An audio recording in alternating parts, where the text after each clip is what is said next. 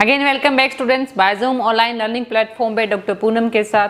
आज की इस क्लास का हमारा वीडियो है और इस वीडियो के अंदर हम डिस्कस कर रहे हैं क्लास +1 का एक्सक्रीटरी सिस्टम में method of reproduction in various types of organism, various types of the organ of excretory system in organism. हर वो एनिमल किंगडम में आने वाले ऑर्गेनिज्म जो नीच के अंदर आते हैं वो सभी के सभी एक्सक्रीटरी मेथड किस तरह से अपने एक्सक्रीटरी वेस्ट को रिमूव करते हैं और उनके अंदर जो एक्सक्रीटरी प्रोडक्ट है उसको रिमूव करने के लिए क्या स्पेशल मैकेनिज्म बना हुआ है। इस वीडियो में एनिमल किंगडम में बहुत सारे एनिमल्स हैं, लेकिन हम इसमें वो ही डिस्कस करेंगे, वही ऑर्गन को डिस्कस रिपीट करेंगे बार बार जो नीट के अंदर एम्स में जिपमर में पहले पूछे गए हैं। क्लियर?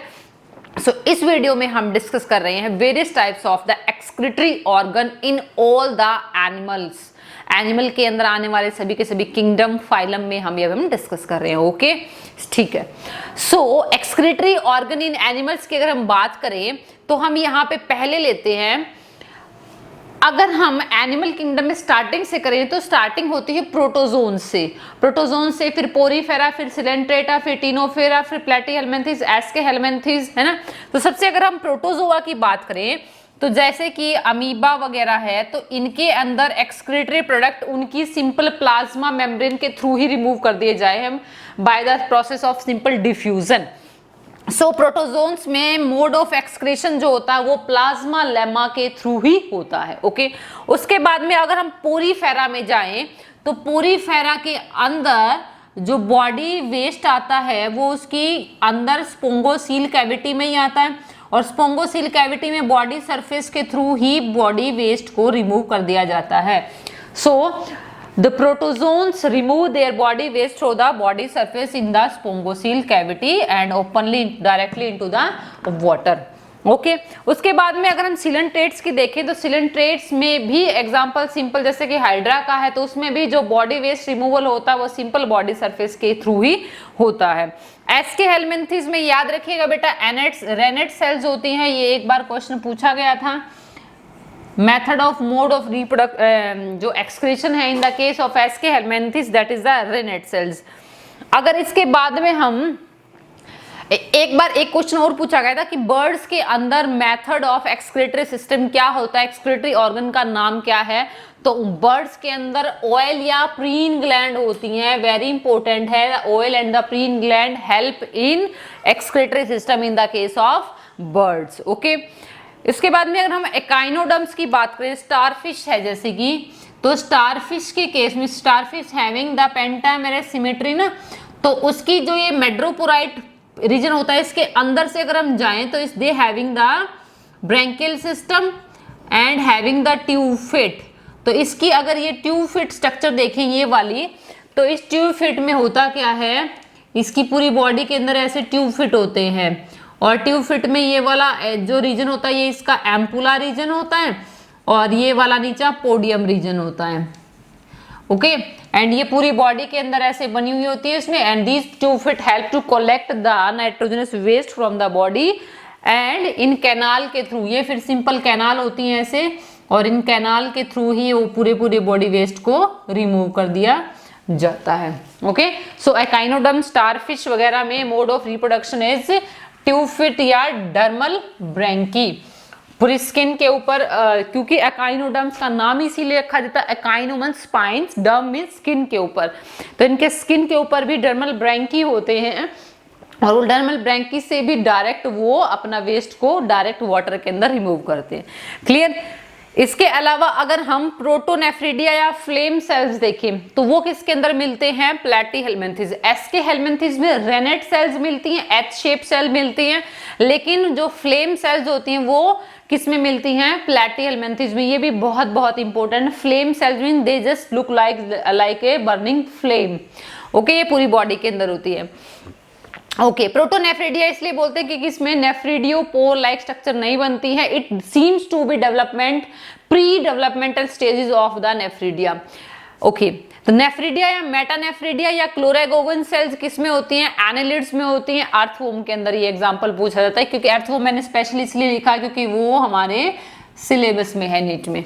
ओके, मालपीजियन ट्यूब्यूल के अगर हम स्ट्रक्चर देखें तो मालपीजियन ट्यूब्यूल जो है वो मिलते हैं हमारे इंसेक्ट्स के अंदर, ये भी बहुत इंपॉर्टेंट है। और एग्जांपल जैसे कि इसमें कॉकरोच का आता है, तो कॉकरोच के अंदर जो एक्सक्रीटरी ऑर्गन है that is the Malpighian tubule. Green gland antenna, अभी ध्यान दीजिएगा, ग्रीन ग्लैंड और प्रीन ग्लैंड दो हैं। ग्रीन ग्लैंड एंटिनल ग्लैंड या बोजानस ऑर्गन जो है वो किसमें एग्जांपल है, क्रिस्टेशियंस में आते हैं, प्रॉन के अंदर आते हैं, यूनियो के अंदर आते हैं। जैसे यूनियो में स्पेशल कैबर्स ऑर्गन होता है। ओके, सो क्रिस्टेशियन के अंदर ग्रीन ग्लैंड एंटिनल या बोजानस ऑर्गन होता है, प्रीन ग्लैंड बर्ड्स के अंदर मिलती है। ओके, इसके अलावा किडनी अगर हम देखें तो किडनी सभी के सभी ऑल वर्टिब्रेट्स के अंदर seems to be develop from the pre stage to the most developed stage as in the case of the human being. So ये जो डेवलपमेंटल हिस्ट्री है ये कहाँ से दिखाई गई है, ये दिखाई गई है from simple plasma membrane, plasma lemma से एक डेवलप्ड किडनी के स्टेज पे। और अगर आप हमारे केस में डेवलपमेंट ऑफ किडनी भी देखो तो जो डेवलपमेंट ऑफ नेफ्रॉन है, डेवलपमेंट ऑफ किडनी है, it seems to be like the early stage from the plasma lemma.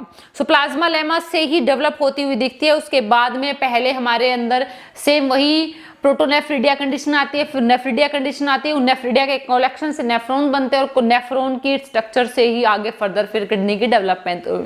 तो इसीलिए जो स्टेज है कहते हैं कि जो मैंने पिछली वीडियो में बताया था कि जो मॉर्फोजेनी रिपीट द फाइलोजेनी, सो इसमें ये वो सारी की सारी स्टेजेस हमारी किडनी शो करती है कि how the kidney is developed. किसका मतलब स्टार्टिंग में जो मोड ऑफ एक्सक्रीशन था वो प्लाज्मा लेमा से लेकर के मोस्ट डेवलप्ड किडनी था।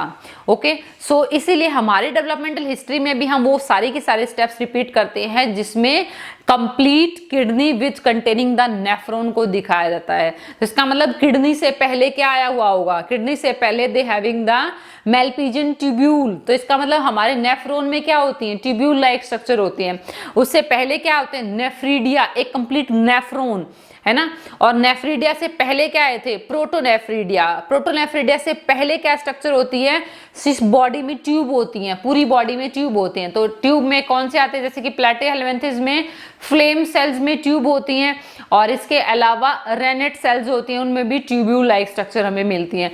इससे पहले अगर हम डेवलपमेंटल हिस्ट्री देखें तो सिंपल बॉडी में ग्लैंड्स होती हैं ना, और इससे अगर हम उससे पहले देखें तो बॉडी में सिंपल बॉडी सरफेस के through he mode of excretion होता है। ओके, सो इस वीडियो में हमने वो सभी के सभी एनिमल्स के मोड ऑफ एक्सक्रीशन ऑर्गन देखे हैं जो सिंपल बॉडी सरफेस से लेकर के वेल डेवलप्ड किडनी के अंदर प्रेजेंट होता, और जो हमारी किडनी है वो सारे के सारे उन एग्जाम्पल्स को शो करती है, क्योंकि हमारी बॉडी की किडनी के अंदर प्रेजेंट, नेफ्रॉन के अंदर प्रेजेंट ट्यूब्यूल में भी बॉडी सरफेस के थ्रू, उसकी मेम्ब्रेन के थ्रू वही सिंपल डिफ्यूजन होता है जो हमारे प्रोटोजोन्स में मिलता है, जो पोरीफेरा में मिलता है। इसके अलावा जैसे जैसे ट्यूब्यूल कोल्ड होती गई तो नेफ्रॉन की स्ट्रक्चर डेवलप होती है। पहले ट्यूब्यूल बनती है, ट्यूब्यूल से फिर प्रोटोनेफ्रिडिया, फिर उसके बाद में नेफ्रिडिया, और फिर कंप्लीट नेफ्रॉन, और नेफ्रॉन के कलेक्शन से कंप्लीट किडनी बनती है वर्टिब्रेट्स के अंदर। क्लियर भी। सो इस वीडियो में मैंने वो इंपॉर्टेंट एग्जांपल डिस्कस किए हैं जो पहले के पहले पूछे गए हैं भी, और इन द फ्यूचर भी इन्हीं के अंदर से क्वेश्चंस के चांसेस होते हैं। क्लियर भी। सो इसके बाद में जो नेक्स्ट वीडियो होगी उसमें हम ह्यूमन एक्सक्रीटरी सिस्टम को डिस्कस करेंगे। इस वीडियो को लाइक जरूर कीजिएगा। Thank you.